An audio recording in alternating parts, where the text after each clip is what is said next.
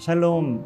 하나님의 축복은 여러분 언제나 같은 방식, 같은 또 삶으로 다가오지 않는 것을 볼 수 있습니다. 우리가 기대했던 방식으로 오지 않고 때로는 하나님은 돌이킴의 기회를 통해서 때로는 책망의 말씀을 통해서 우리를 참된 복으로 인도하시는 것을 경험하게 됩니다. 우리를 축복의 일로 인도하시는 그 하나님의 섬세하신 은혜와 우리와 동행하시는 그 축복이 날마다 우리 삶 가운데 함께하는 하루가 되기를 주님의 이름으로 축복합니다. 오늘의 말씀을 읽겠습니다. 유다야, 너는 내 형제의 찬송이 될지라. 내 손이 내 원수의 목을 잡을 것이요 내 아버지의 아들들이 내 앞에 절하리로다. 유다는 사자 새끼로다. 내 아들아, 너는 움킨 것을 찢고 올라갔도다. 그가 엎드리고 웅크림이 수사자 같고 암사자 같으니 누가 그를 범할 수 있으랴. 그가 유다를 떠나지 아니하며 통치자의 지팡이가 그 발 사이에서 떠나지 아니하기를 실로가 오시기까지 이르리니 그에게 모든 백성이 복종하리로다. 그의 나귀를 포도나무에 매며 그의 암나귀 새끼를 아름다운 포도나무에 맬 것이며 또 그 옷을 포도주에 빨며 그의 복장을 포도즙에 빨리로다. 그의 눈은 포도주로 인하여 붓겠고 그의 이는 우유로 말미암아 희리로다. 스불론은 해변에 거주하리니 그곳은 뱀에는 해변이라. 그의 경계가 시돈까지리로다. 이사갈은 양의 우리 사이에 꿇어앉은 건장한 나귀로다. 그는 쉴 곳을 보고 좋게 여기며 토지를 보고 아름답게 여기고 어깨를 내려 짐을 메고 앞제 아래에서 섬기리로다. 다는 이스라엘의 한 지파같이 그의 백성을 심판하리로다.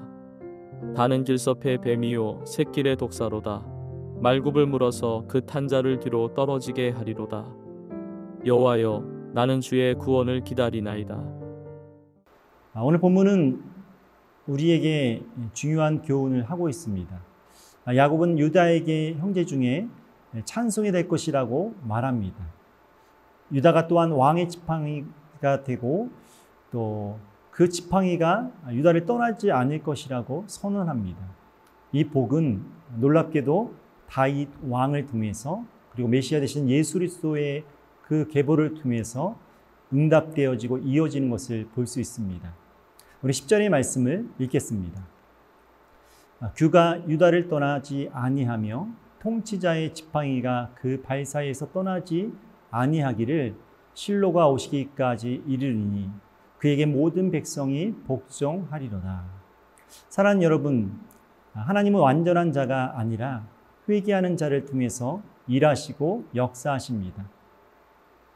여러분, 유다는 원래부터 훌륭한 인물은 아니었습니다.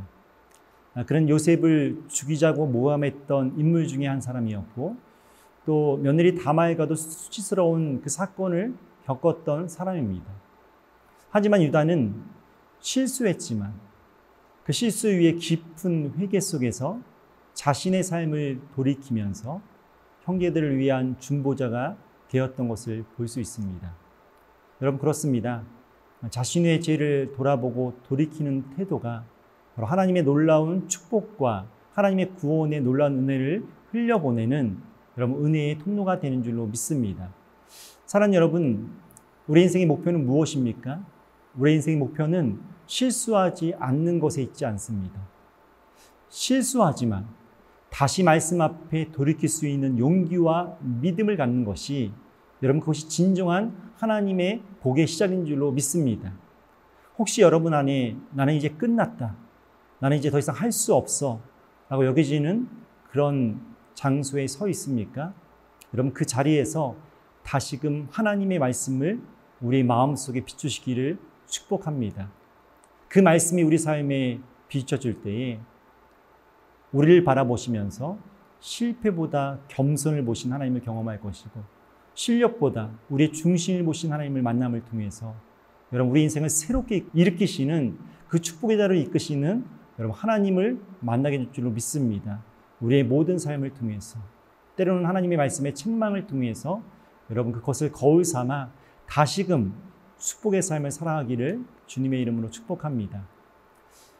이제 야곱은 스불론과 이사갈, 단에게 각각의 축복의 말씀을 전하는데요.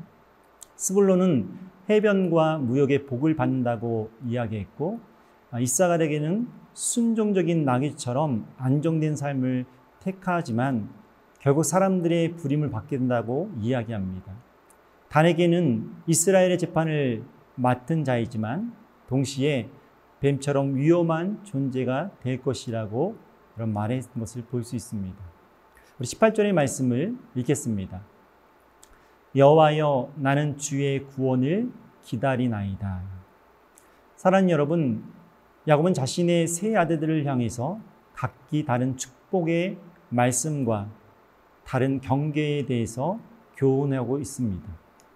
다시 말해서 부유하고 안정되고 통치하는 자리에 있다 해도 언제든지 우리의 인생의 방향을 놓칠 수 있고 넘어질 수 있다는 것을 말씀을 통해 경고하는 것을 볼 수 있습니다. 그렇습니다. 하나님의 축복을 많이 받는다 해도 세상에서 하나님의 자녀로 어떻게 살아가느냐, 여러분 이것을 더 집중하고 더 관심 있게 바라볼 수 있기를 주님의 이름으로 축복합니다. 하나님의 축복을 받는다 해도 그 축복을 여러분 어리석게 살아가는 사람들이 너무 많이 있기 때문에 오늘 야곱은 이 세 아들들을 향해서 하나님의 축복을 받는 것도 너무 중요하지만 하나님의 자녀로 어떻게 사느냐가 더 중요함을 말씀해 주고 있습니다. 사랑하는 여러분, 세상에서 방황하지 않는 사람은 여러분 하나님의 구원을 기다리는 사람입니다. 세상에서 변하지 않는 사람은 여러분 하나님을 온전히 바라보는 사람입니다. 하나님의 구원을 바라보고 하나님의 은혜를 바라보는 사람들의 특징이 있는데요. 그것은 바로 하나님의 축복과 함께 하나님의 책망을 여러분 거울로 삼아서 자신의 삶을 되돌아보는 사람이 바로 하나님의 구원을 기다리는 사람들의 특징입니다. 하나님은 이런 사람들에게 여러분 하나님의 놀라운 복을 반드시 허락하세요. 야곱의 자녀들이 받은 복이 다 달랐습니다. 그러나 그들은 말씀 앞에서 그들의 삶의 시간들을 비춰보고 다시금 돌아볼 때에 여러분 자신들의 실패를 넘어서 하나님이 부으시는 은혜를 경험할 수 있었던 것입니다. 그렇습니다. 하나님의 축복만이 아니라 하나님의 책망의 말씀을 피하지 않고 교훈을 삼아서 자신의 마음을 비추고 돌이키는 여러분 하나님의 축복의 사람이 되기를 주님의 이름으로 축복합니다. 이럴 때 책망은 축복이 되고 고통은 회복의 길이 되고 우리의 연약함은 다시금 하나님의 그 사명을 살아갈 수 있는 깊은 뿌리가 될 줄로 믿습니다. 여러분의 삶에 이 놀라운 축복이 함께하기를 주님의 이름으로 축복합니다. 우리 다 함께 기도하겠습니다. 하나님 아버지, 하나님을 믿고 따르는 축복의 사람으로 인도해 주심에 감사합니다. 연약한 삶에서 돌이키는 은혜를 주시고 오직 하나님만을 바라보며 맡겨진 사명을 감당할 수 있게 하심을 감사합니다. 책망과 고통의 자리에서 다시 하나님의 말씀을 붙들며 일어서게 하시고 변하지 않는 충성된 일꾼으로 승리하게 하옵소서. 예수님의 이름으로 기도하옵나이다. 아멘.